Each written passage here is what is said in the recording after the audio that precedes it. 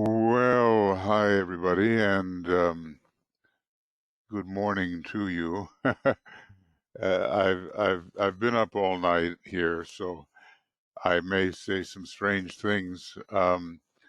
Watching and listening to the debate as it was, or shall one call it the brawl? It was not. It gained a lot of bad publicity, I'm afraid. But then, if you haven't seen it, it's very instructive. So please do try to see that. And what I've been doing is I'm going to do something really quite different today. And maybe for not too long a time, because I don't know how long I can stay coherent here, but perhaps it will be of interest. I'd like again to begin with invocation number 2, because it does seem that that's the kind of period we are living in. And I should have had that ready. We have 5 of them.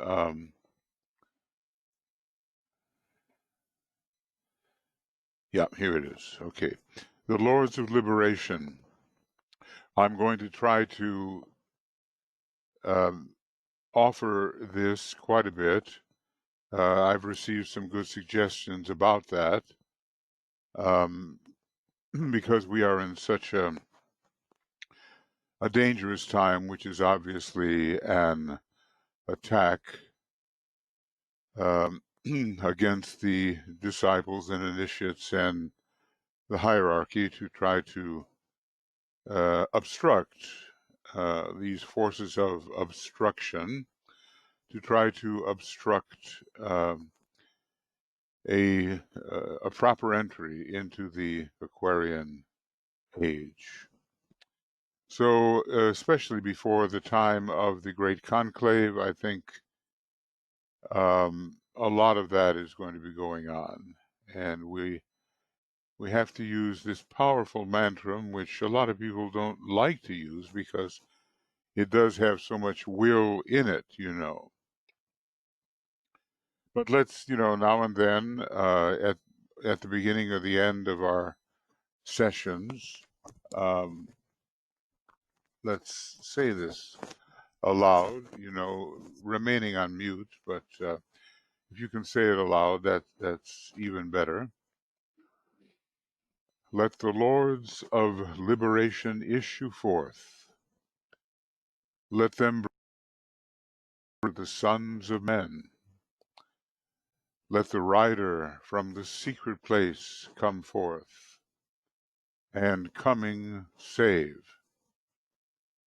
Come forth, O Mighty One. Let the souls of men awaken to the light, and may they stand with massed intent. Let the fiat of the Lord go forth. The end of woe has come. Come forth, O Mighty One. The hour of service of the saving force has now arrived. Let it be spread abroad, O Mighty One.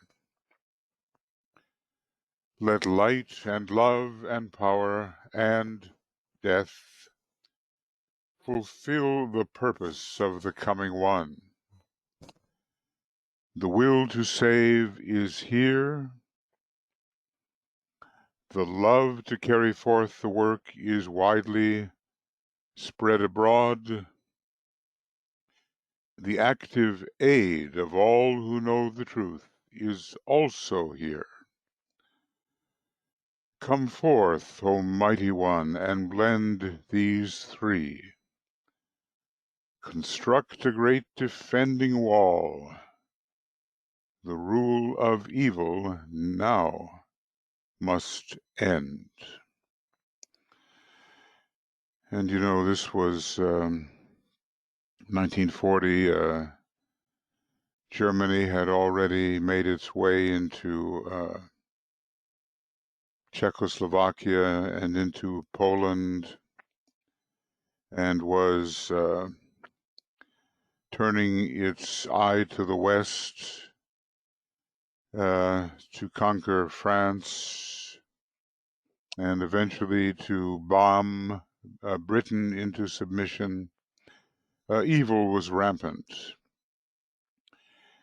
Perhaps we might say it is not as rampant now, but beneath the surface, these lesser dragons are doing their work. And humanity might succumb to the glamour. We have to work in such a way that it does not. At least we have to make our contribution. I do want to welcome you, Annette and Catherine and Chris, Ishtar and Joe, Karen, Carrie, Leslie, and Mariana and Mariut, Martha, Martine, Miro, Natni, and Nicole, Risto, Vera, Zenaidi, and Veronica. And Michael is helping me as usual over here on the right-hand side. Now, the difference in what will be done today, I'm not continuing with the particular reading that was slated. I'm fresh from being, you know, as I say, awake all night and appalled by the debate as it occurred. So I thought to myself, okay, what can we do here? I'd like us to take a look at the horoscope of Donald Trump and of Joe Biden. Maybe a little bit in terms of the triangles that we have been studying. And remember that this particular page, page 332 and 333 of Esoteric Astrology, has in it the discussion of how the signs work for the undeveloped man, the advanced man, and the disciple initiate. Now, there's no hard and fast rule here, but we can connect those qualities that have to do with the moon with the undeveloped man. The sun sign, when it's being properly used, can be connected with the advanced man, and the rising sign leading to the center of soul life can be connected with the disciple and even the initiate. So this is a very good chart for navigating. And the first of all, I want to hoping that you'll be able to see, work with the chart of the president, who has the moon in Sagittarius, and I'm going to kind of circle the cursor. Some of you may not be familiar with reading a chart. And his sun is in the opposite sign, Gemini. So that's kind of like a full moon birth. And his rising sign, well, you know, It is probably the last degree of Leo, but there is reason to believe that the first degree of Virgo is also prominent. Now, that is the kind of triangle we've been talking about: the moon, the sun, and the rising sign. The spontaneity. See, I can read this in two ways. If it was a character of a high development, we would have a spontaneous reaction. We would have a flexibility which could unite people in Gemini, because Gemini is always putting together the pairs of opposites rather than dividing them. And we could have a person who, with the rising sign Leo, was a real example to others. Now, you know, when you're dealing with 2.5 degrees on either side of an important astrological point, like the ascendant, there's an overlap. So there's kind of 5 degrees here, which are a mixture of Leo and of Virgo. But the person could shine as an example and have a deep inner authority and realize not just that I am, but I am that. And the light of the soul could shine through the two brothers in Gemini, or the brother and the sister, depending on how you want to look at it. Sorry for my kind of morning voice, exacerbated by a full night of, you know, being up. And the spontaneity of the moon in Sagittarius. Now, what does it say here? If we look, however, at the undeveloped persona, or at least the selfish persona, we could apply the moon to Sagittarius, and it says self-centeredness and the experimental approach, you know, kind of shoot from the hip, rely upon your own spontaneity, don't plan, don't think ahead in a constructive manner, but to do what you feel like doing at the moment you feel like doing it. So there is the reckless aspect of Sagittarius. When it comes to the sun in Gemini, going up here a little bit, it depends on the quality of the person. If the quality of the person is not that advanced, then it's called mutation of relation. And I serve myself. Well, we certainly see that happening. I serve my brother. Well, if the sun sign were functioning properly without the deviousness of Gemini, he actually criticizes the United Kingdom in earlier days because of the misuse of the Gemini energy. And there is sometimes negatively a kind of inherent cowardice involved with Gemini. So we're not exactly in the place where we can say, I serve my brother with that sun sign. And certainly not in the place where we would say, I serve the one.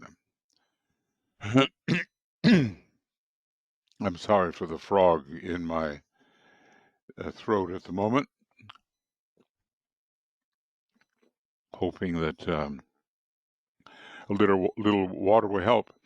Now, when it comes to Leo, a rising sign does not have to be the indicator of soul energy. It all depends on the stage of evolution. As I've pointed out, or tried to point out,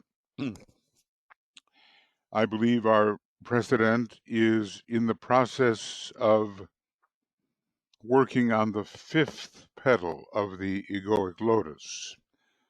That leads all the way from extreme self-centeredness through a great fall to awakening up to the possibilities of aspiration, and finally, later, much later, to the first initiation.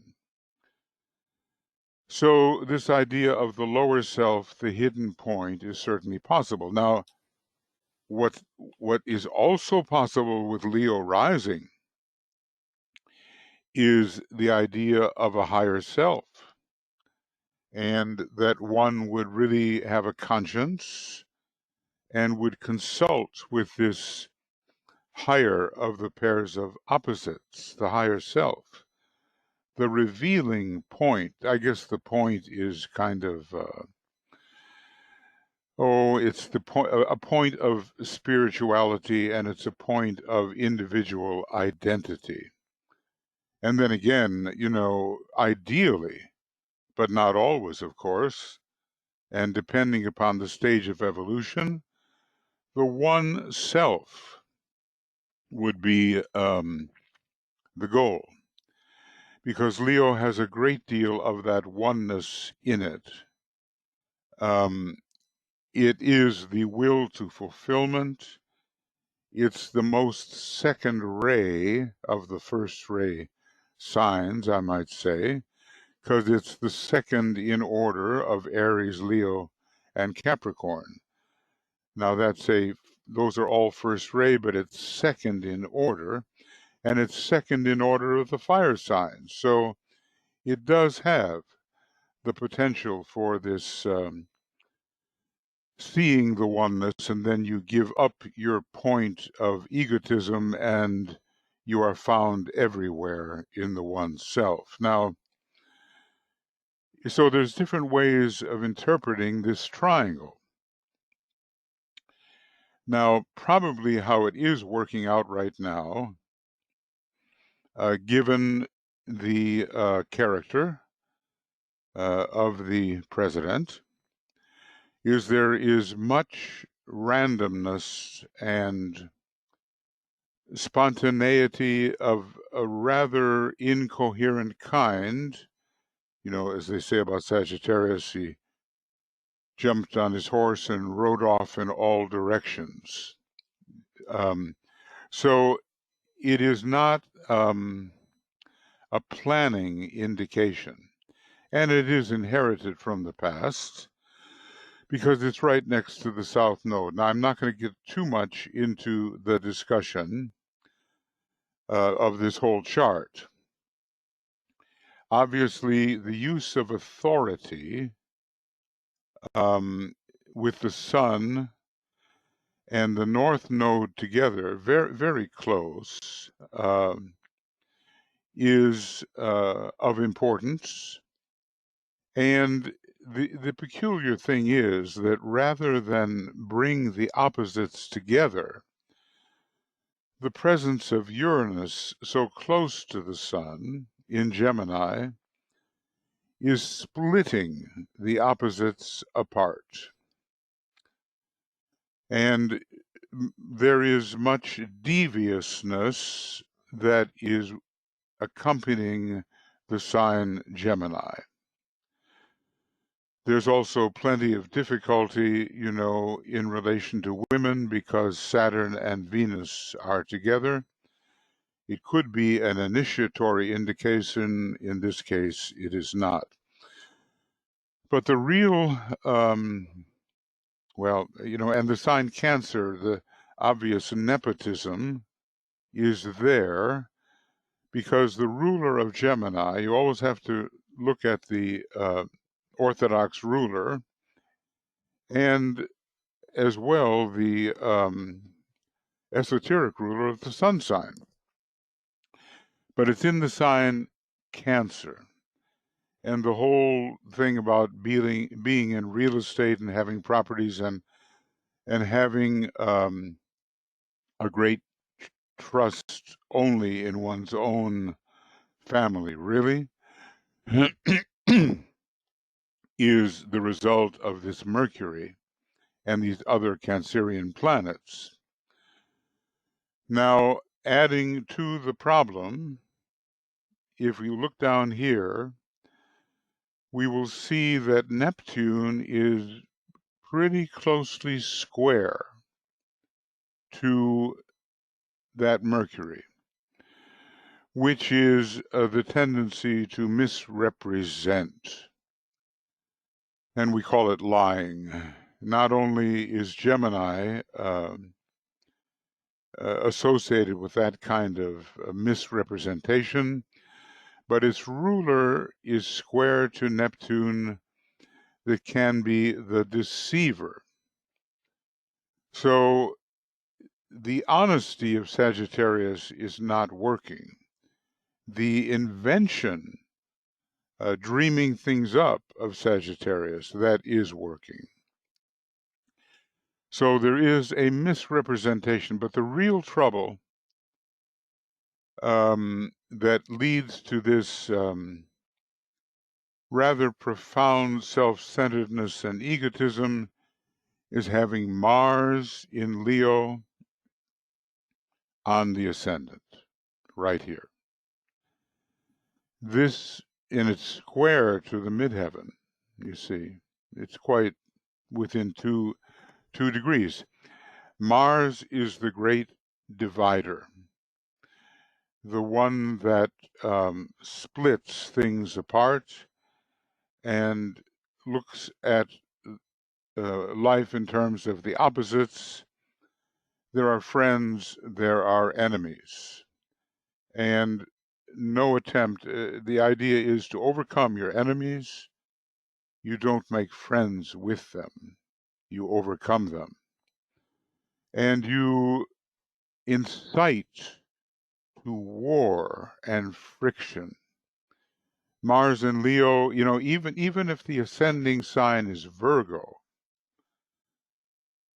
which would have a lot to do with racial discrimination, because as we know, Virgo at first, before it becomes the Christ consciousness, can be extremely discriminative as to what it will accept. And there's so many things in the physiognomy and the way the mouth is used and all that that point towards Virgo. So it really is an overlap. But the reason that the country is so divided at this point has to do with the example set of Mars on the ascendant, dividing and conquering. At least that's the attitude that is chosen. So it means not peace, but war. And tonight, the statement was made to, will you renounce, how is it called, white supremacy? And he would not do that. He would not renounce it because so many of his supporters, who are Martian types, by the way, believe in white supremacy. There are, and now in Europe, neo-Nazi groups are, I just read, surfacing with strength. So we know the lodge of materialism is in back of all this, and trying for a repeat of what was not successful in the Second World War. So he said to his white supremacist group, especially the so-called Proud Boys, stand back and stand by, meaning that your opportunity for violence will come. And this is the old Roman tradition indicated by Mars and Leo on the ascendant. And Virgo is the part of Virgo here. Let's see what it says. Let's see. Yeah. It says the germinating energy, the mother. Well, I don't think we can get a complete idea there. It's certainly not the protector, and it's certainly not the Christ. It is discriminating protection, let us say, of those groups that he considers worthy to be American. Wealthy, not black, not brown, only white. It is discrimination for the white male. And with the women, Mars on the ascendant, and in the Virgo range, with the women, he fights, as indicated by Saturn and Venus. Now, look, this could be a great horoscope depending upon the quality of the person. The person could be spontaneous and humorous and freedom loving. The person could bring together the pairs of opposites. The person could stand as a shining example and begin to really cultivate the Christ consciousness, but that's not what we have. What we have is the condition of the form. The astrology is one thing, but how it all works out, excuse me, will depend upon the form. It will depend upon the condition that we find the form, and I'm convinced that quite a number of lives of selfishness lie behind the condition of the form. Now, many things can be said about this horoscope, but that Mars is the most dangerous, and the Gemini is duplicitous. It entertains opposite points of view simultaneously, and from one point of view seeks to deceive the other, and from the other point of view seeks to deceive the original. So it is again a split rather than a coming together. And then, there's a lot of things about the money and the possessions and all that, but that's not what I want to get into. So the triangle is Sagittarius, Gemini, and Leo Virgo. Now, Sagittarius and Gemini together could indicate truly the disciple. I think on page, if I'm correct here, let's see, I'm not sure. Page 50 of the astrology book.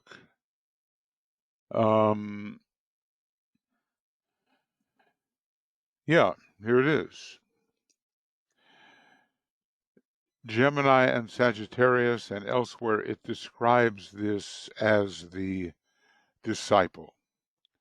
And the aspirant is somewhat described by Cancer Capricorn, at least in this particular way of looking, as the Tibetan has given it to us, and the Great Bear, more the first ray, Aries, Libra, and the initiate.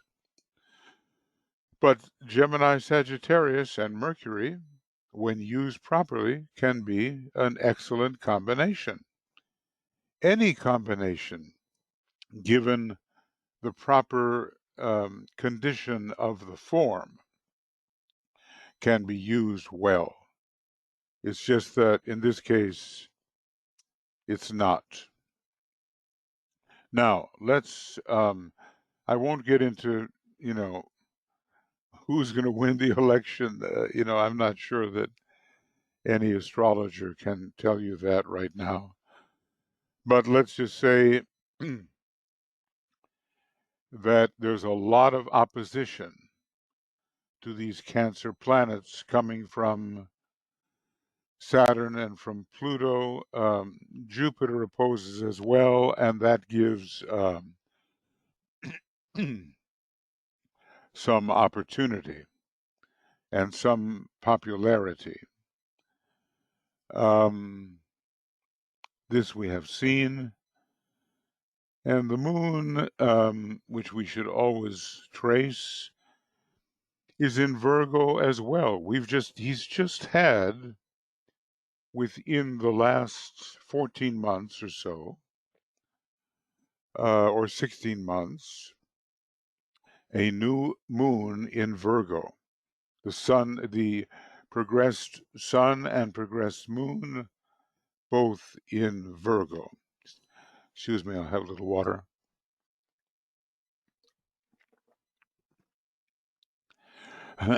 So the whole idea of separating the good people from the bad people, the people who support from the people who don't, this negatively discriminative attitude is how it's being used. Now, here is the other horoscope, if I can find it. And this is the challenger, Vice President Biden, whose triangle is the moon in Taurus in its exalted position, steady, and to a certain degree stubborn, and resisting change, but stable. And the sun in Scorpio, very significant place in the 12th house. So much hidden suffering. And Sagittarius is the rising sign. Now here he's this is a very earthy position, this moon in Taurus. And it says selfish desire. If this was a selfish man, it could work out that way with the moon there. However, the moon is also exalted in Scorpio, and so many of Alice Bailey's associates, Foster Bailey, William Miller, Eugene Cosgrove, a number of them, they had this moon in Taurus. And I suppose it meant the tendency towards illumination in their particular case, because they were disciples after all. The whole life is a scorpionic life, complete with scorpionic losses. It's the sign of death and tragedy and so forth. And he lost his wife, was it, and one of his young child in a car accident, was it? And his son, with whom he was very close, died. He knows what loss is. Now, this can lead to bitterness, or it can lead to regeneration. And this, I just noticed this. Oh, that in the same way that the present president has Mars on the ascendant, okay, there it is. Joe Biden has Venus on the ascendant. It's close. It's as close, just about as close to the ascendant as the Mars position is for Donald Trump. But not only that, the Venus and the Sun are conjuncted, which means, of course, depending upon the quality of the individual, it means that the soul is at work.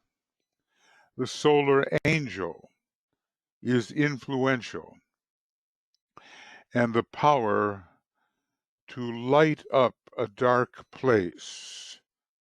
The darkness of Scorpio lit up by the illumination of the soul, by the illumination of the solar angel. So out of all of that suffering and loss, with Venus a sacred planet and the Sun veiling a non-sacred planet, there is redemption and some spiritual gain of a very subjective and intangible nature. And this, of course, one can feel. This is I think the rays are different, but this is the compassion factor. And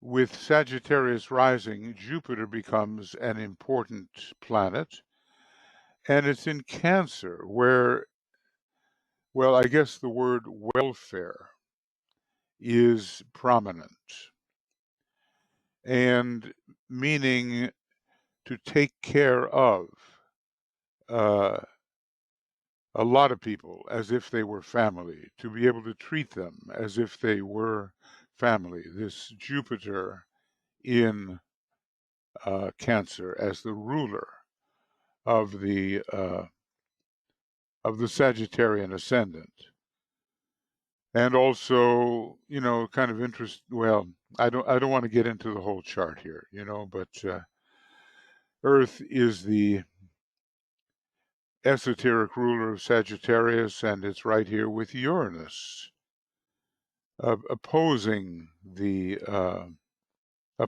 Sun. Earth is right there, as you see.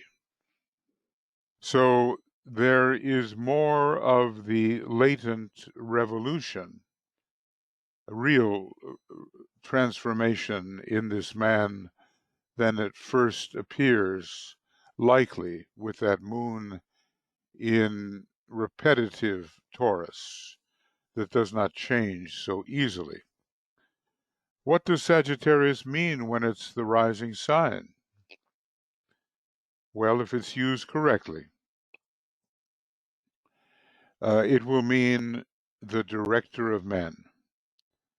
There will be a one-pointedness, a stick-to-itiveness, a directed approach. Now, his sun sign, the fighter, the conflict with duality, and he says, okay, this is a battle for the soul of America. Deep down, he believes that to be the case. I don't look at him as an opportunist.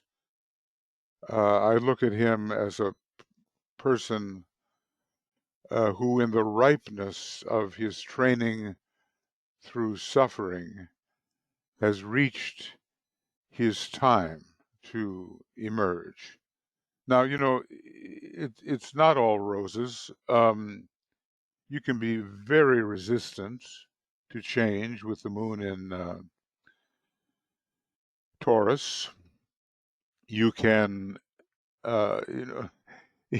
you can plot and you can plan and you can deceive with the sun in Scorpio, and you can use your natural magnetism in a kind of way that attracts people for your own satisfaction, but not for theirs.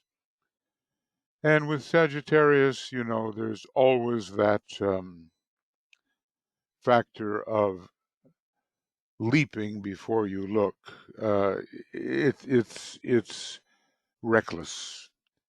That would be if the man were of a quality where those negative traits would come through. But we recognize that suffering has done its work. This doesn't mean perfection by any means, but at the same time, it does mean that some of the vices of the Hydra have been overcome because of suffering. And there is a kind of humility of being a human being, humility. And that precisely is the problem with the Leo energy. There is no real humility at first. There is a distortion, and that is in the other chart, where the ego and self-centeredness takes the center of the stage. But in this case, suffering has done its work, the soul is speaking, and there is a fight on for the soul of that Gemini nation, United States, especially its personality, its Gemini personality, which the president represents. So Taurus, illumination and stick-to-itiveness, and probably what planet is it veiling? Well, the moon always veils something. My guess for Biden is that there's a natural affinity with Vulcan, but really the moon is veiling Neptune, which is the planet of a deep sensitivity to others, lots of suffering going on there. And I think the moon veils Neptune in his case. When it comes to the sun sign, well, let's see where Mars may be. Mars is, oh my goodness, Mars is also in Scorpio. And the scorpionic quality is strong because Pluto is in Leo. So both of those signs have to be taken in, both Leo and Scorpio, but Mars in Scorpio, really the fighter.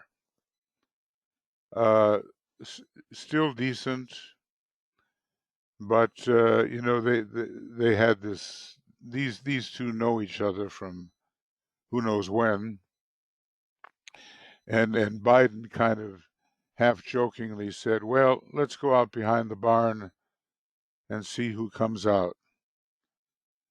So he does mean it. The battle is on, and he'll have should he win, a tremendous battle. Now, it's also interesting that the highest planet in his chart, 19 degrees, let's see, or one of the highest. Yeah, well, it's just 18, 19 with it's Chiron and Neptune. See? Here's Chiron about 21 degrees from the midheaven. And here is Neptune about 18 degrees. Basically, the midheaven is the midpoint between the healer, Chiron, and the compassion, Neptune. And so it is possible that the healing that he talks about come together. It's a very second-rate talk. Come together, we're going to work it out. It's different from divide and conquer. Now, notice that Chiron is very close to the North Node, which means that this is what he is obliged to do. As North Node, the dragon's head, that's where you assimilate the new. And really fascinating is that Chiron, who is also the master, he is the great teacher, the Chiron sits on President Trump's ascendant within 1 degree or 2 degrees at the most. So this is a man who is teaching a lesson as the teacher, and the one who learns is supposed to be the other one with Leo on the ascendant. 29 degrees Leo, 28 degrees Leo for the Chiron here. 29 for the Trump's ascendant. So his triangle, how it probably works out is he sticks to his principles, Moon in Taurus. He knows some psychology and is basically born in the Cancer part of Scorpio, meaning that he does look at people as a broader family, we might say. Let's come together and solve this. It's a deeply subjective attitude, and as much as there is a recklessness with the truth in the other horoscope, here we have the goal as truth and leveling with the people as much as possible, and the Sagittarius-Ascendant. So those are the major triangles. You can always count on, I mean, there are other triangles here, of course, but you can always count on the moon, the sun, and the ascendant as a triangle, which has to be examined carefully to see where the man is going. Here is direction towards the truth. In the other chart, we seem to have a kind of resistant, duplicitous egotism, which has to be defended at all costs. It's a fake self, we might say.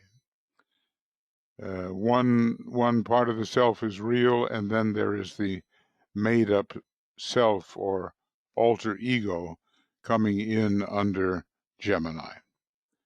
Okay, well that's basically, you know, I'm not doing the complete chart, not by any means, but I am trying to point out the triangle and the couple of features of it, the triangle in each case. And I want to just say that you know about Virgo, if it's used in a negative sense, it's very discriminative in the sense of separating this from that, this person from that person. This person is good, that person is bad. This person is desirable, this person is not desirable.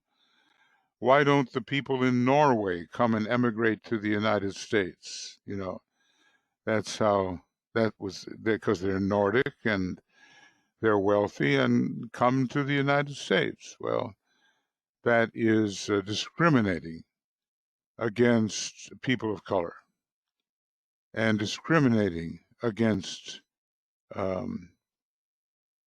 well, the Amazon queen, basically. discriminating against women. Here in Biden's horoscope, we have the opposite.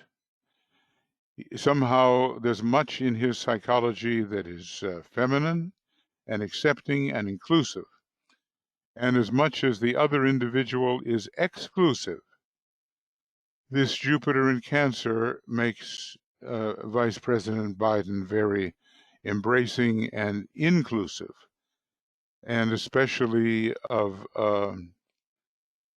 women's issues become very, very strong. And he will, I think, if he wins here, he will really try to be the president for everybody and will maintain a certain balance, which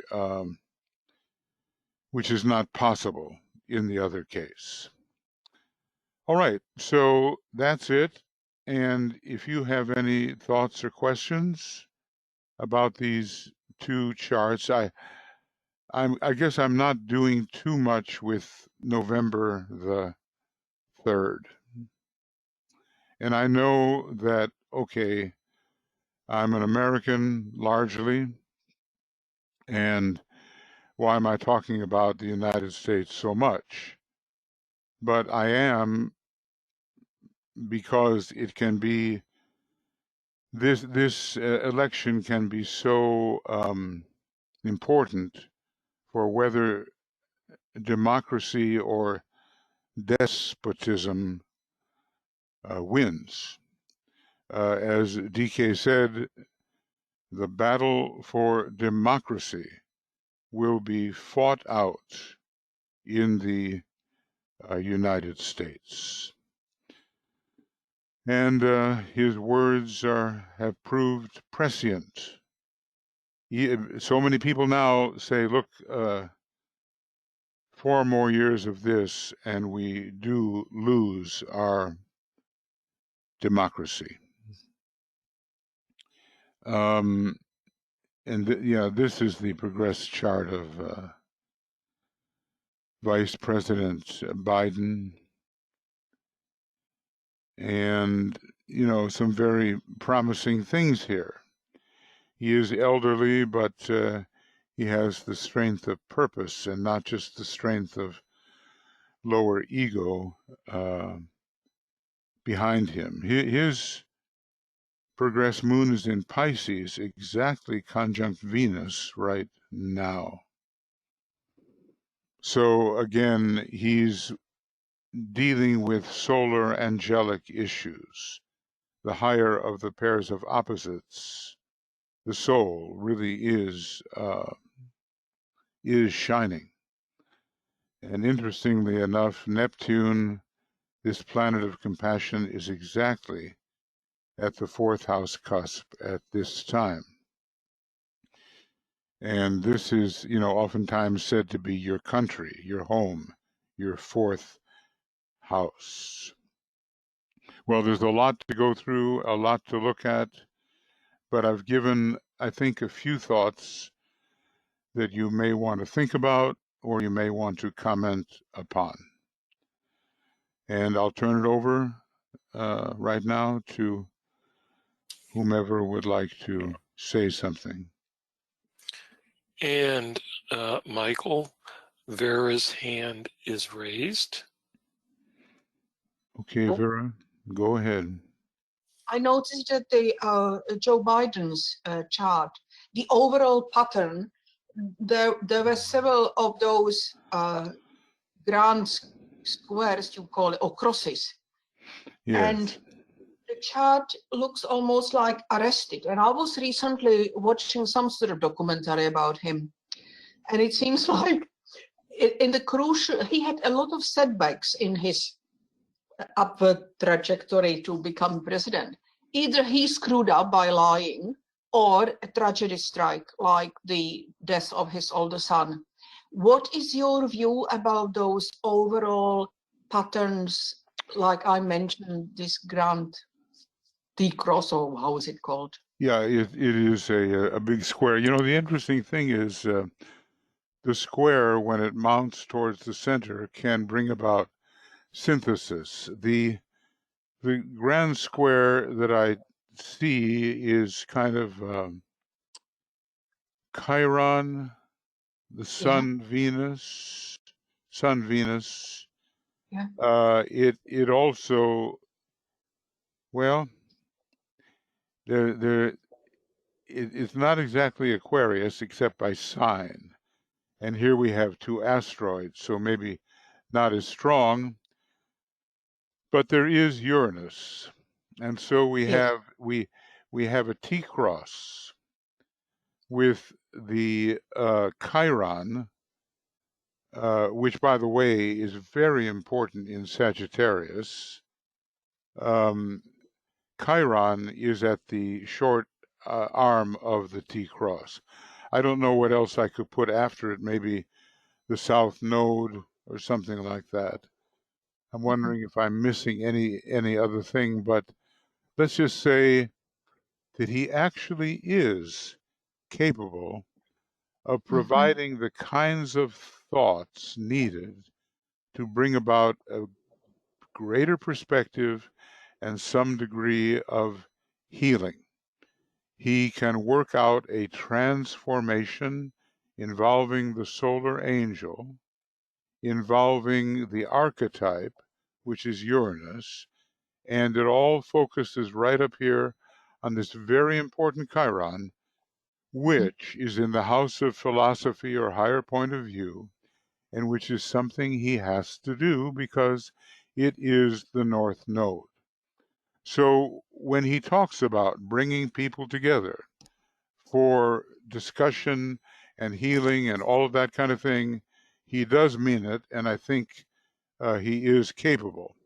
There's, as the Tibetan said, a lot of suffering in store for the United States, and we're just entering that, I think. Yeah. Yeah, it's that particular T-cross is the one. It's got the nodal axis, the karmic axis in it, and plus the sun opposite, basically Venus, and there too, you see, that Uranus opposite Venus and the sun. That's part of that accident that killed his wife and child. And let's see. Oh yeah. Well, the fifth house of children. It's the. Let's see what's happening with Mars. Mars in Scorpio. And Mars and Pluto are square to each other. 12 degrees Mars, 7 degrees Leo, and that rules the house of children. So there's the death there. It is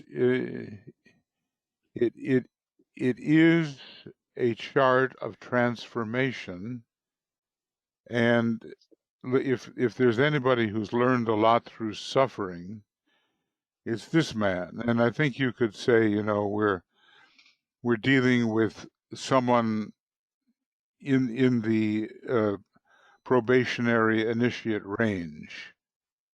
With Donald Trump, he's still leading up to that. He has not suffered sufficiently. And the blasted tower, Trump Tower in this case, has not seen his fall, which can one day make him an aspirant. Yeah. Thank you. Yeah. Okay. Well, look, if we really want to get into the chart, there's more, there's more. Yeah. Okay. Excuse me. I'm kind of, as I say, I've been up all night. I'm a little bit close to being wiped out here, but I'll do my best. And I am still looking for hands or questions, comments posted in the chat box, but I'm not seeing any at the present. Well, I think it's important to look at the horoscope. We have pretty accurate horoscopes for these two people. And, even the way Biden sort of rushes his words all together, that's that Sagittarius-Ascendant again, you see. Some things about astrology you just can't escape. But I'll tell you, I'm really heartened by seeing that Sun and Venus together in the last degrees of Scorpio, because it means light in a dark place. And, some people say, okay, we're going to be in a very dark place come November. They tend to see it that way, and maybe it will be so. Let's see, that's the four. I'm trying to find this. Sometimes the Sabian symbols are interesting. This is interesting. His Venus has the symbol an Indian woman pleading to the chief for the lives of her children. There are themes that keep on recurring here about feeling with people and struggling somehow to help them. That's all I can say. Let's see what the one before that is that has the well, I don't think this is going to tell us a whole lot. The King of the Fairies approaches his domain. It takes us back to Oberon and A Midsummer Night's Dream, played by Shakespeare. And I guess, to me, it speaks at this time of another otherworldly influence, not just materialism, not by any means, but other dimensions, and I can't help but feel that his son who died and who made his father almost swear that he would run for president one last time is somehow involved behind the scenes in furthering this attempt to redeem the soul of America. But you'd have to think psychologically and spiritually in order to begin to think that that was a possibility. It's not just a question of who's employed or not employed or who's making the money or not. Those are important issues, but the spiritual dimension is in this chart with that Sun Venus in the 12th house.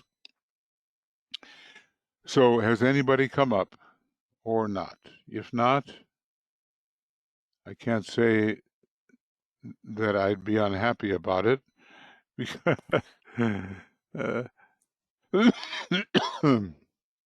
I wouldn't mind getting a little sleep. But if there is, yeah. Karen said, very helpful, thank you. And Carrie writes, this is very fascinating, Michael. If you're not too exhausted, would you go even deeper? Well, of course I would. But since this is the this is on the science of triangles, I wanted to kind of hit that particularly. Now, one thing I do want to say, I'll say this. We know that the fourth ray is the ray of agonizing and pain and suffering. So maybe it's not a surprise to see in Biden's chart the three signs which bring in the fourth ray, all of them having an important point. Taurus has the moon. Scorpio, which is the major source of the fourth ray, has Mars, Mercury, Sun, Venus. That's a scorpionic life. The last of the signs that brings in the fourth ray, Sagittarius, and it is the ascending sign. So at least astrologically, Biden has this fourth ray of inner struggle, especially when it's involved with Scorpio, all over the chart. Every one of the fourth ray triangle members has got a significant planet or the ascendant in it. And, and that's news to me too, because it does mean the battle is on. Conflict with duality, the higher and the lower, and the reconciliation of the two using the fourth ray. Now you could look for other triangles, and probably we would find something.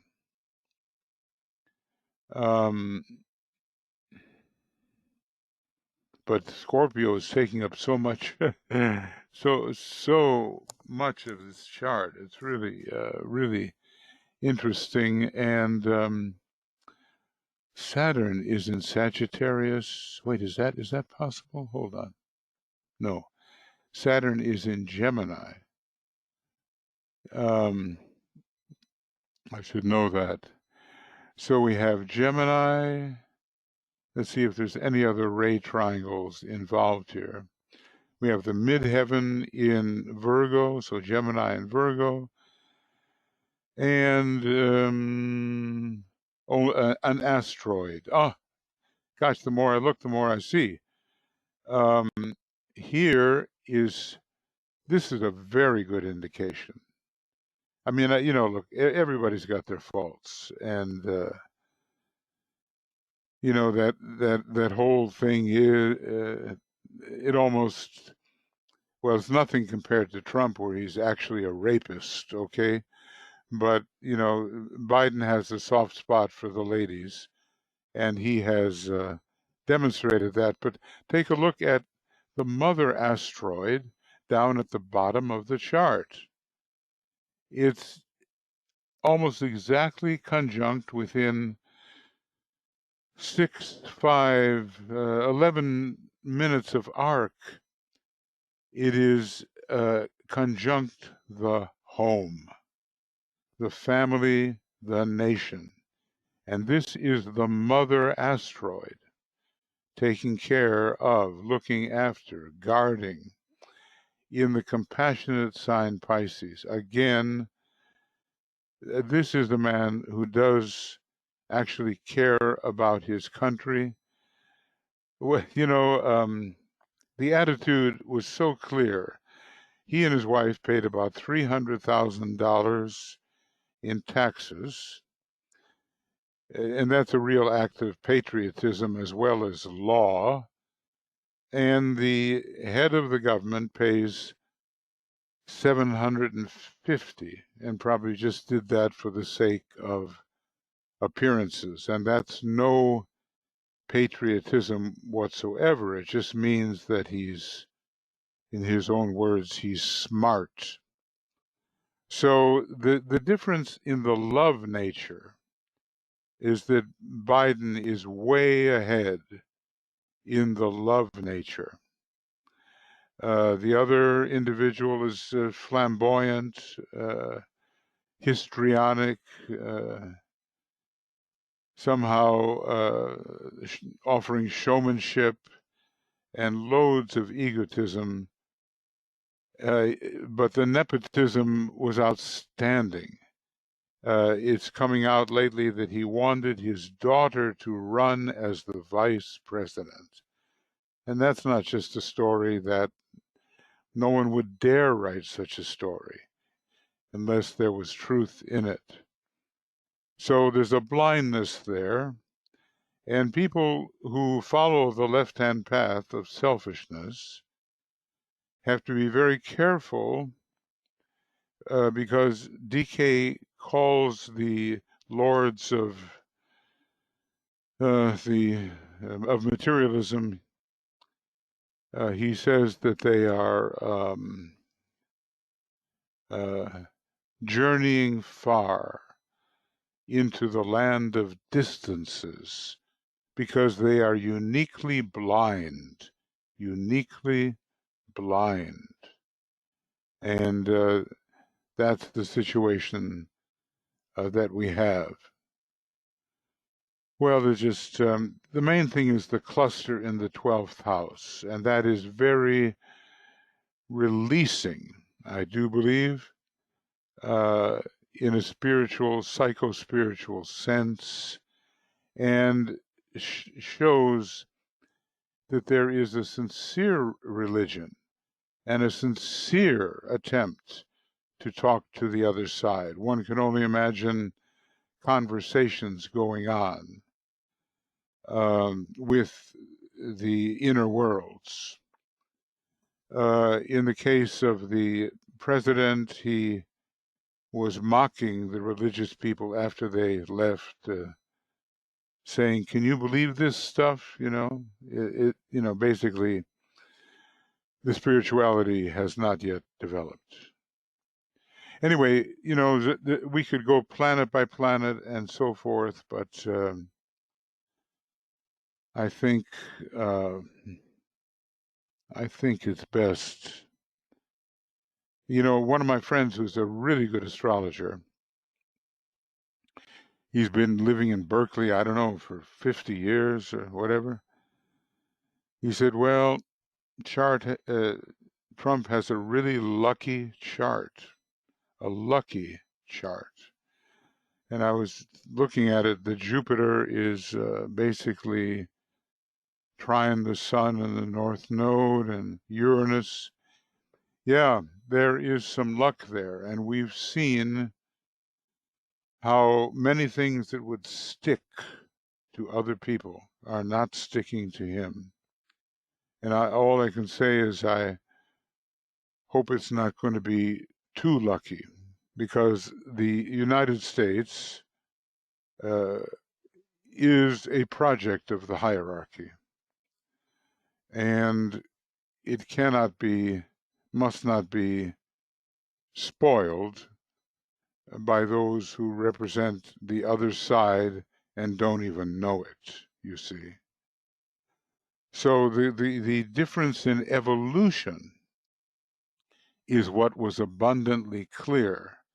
Now, they may not have had any more lives than each other, who knows, that kind of thing.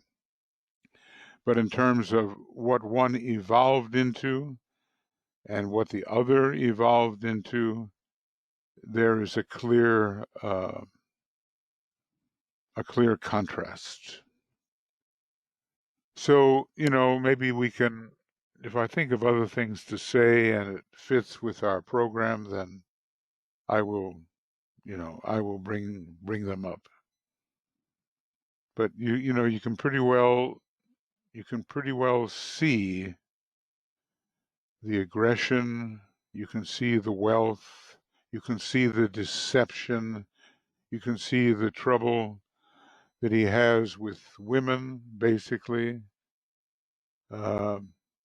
You can see the egotism. You can see it. And it helps to know.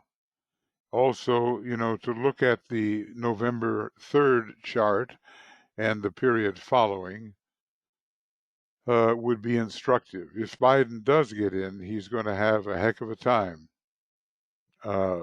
because of all the squares coming up to his Scorpio planets.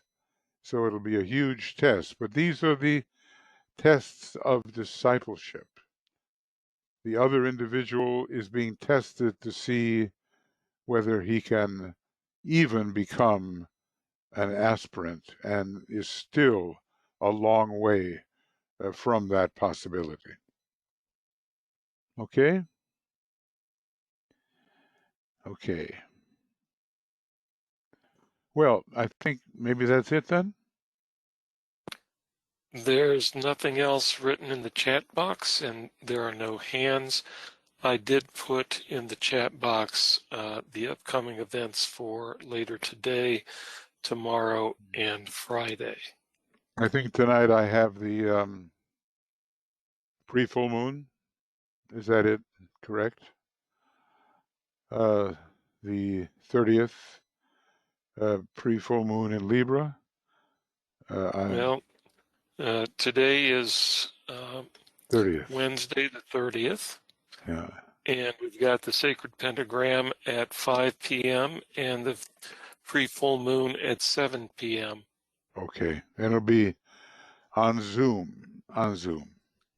The sacred pentagram will be on Zoom. The pre-full moon will be on GoToWebinar. Right. That's correct. Okay, and then the sacred pentagram continues. Yes. Yeah, okay. Well, friends, okay, thank you for being here, and a little bit of a,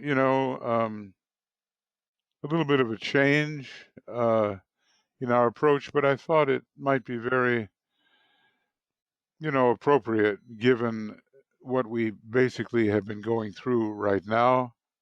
I don't know how many of you are reading the feedback on this. I've never seen so many commentators kind of appalled by what went on, and they look at it as a great embarrassment for humanity, for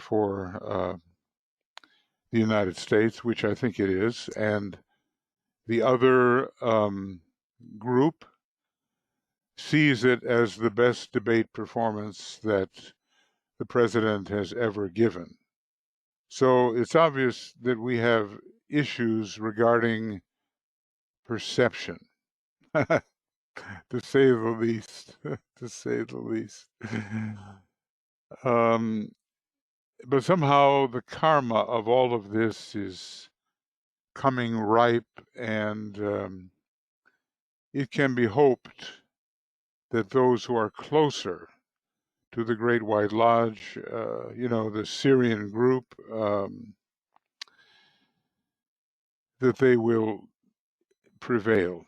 This battle in the personality of the United States is not over.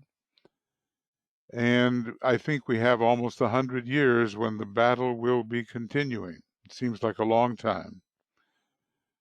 But eventually, and in the year 2117, technically, according to the Tibetan, the age of Aquarius will begin as the vernal equinox goes into the 30th degree of Aquarius. The sixth ray will be temporarily abstracted. The sign Pisces will be abstracted for a long time, and then we'll begin to see what our Aquarian civilization can be. So let's close with great invocation.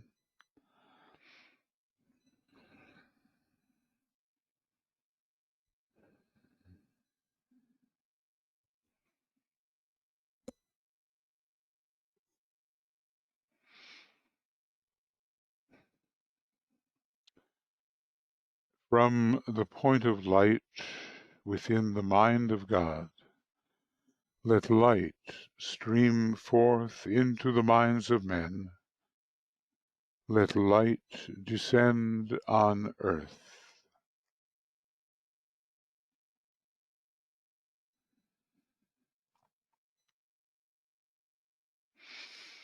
From the point of love within the heart of God, let love stream forth into the hearts of men. May Christ return to earth.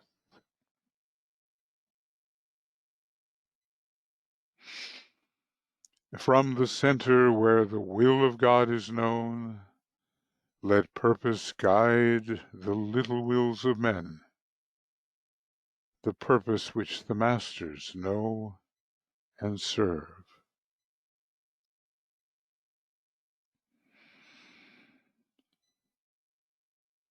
From the center which we call the race of men, Let the plan of love and light work out,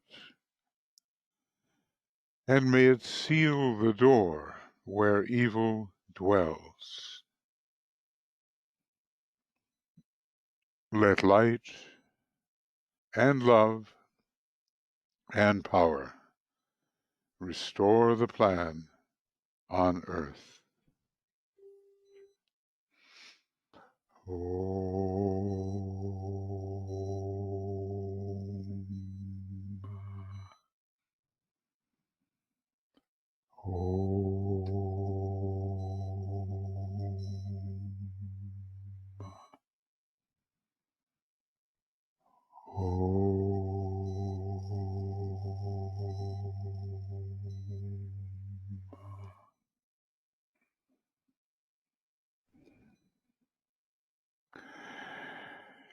Okay, friends, thank you. And this will be ready before long. Just have to convert it, you know, and then this kind of shorthand analysis according to the triangles will be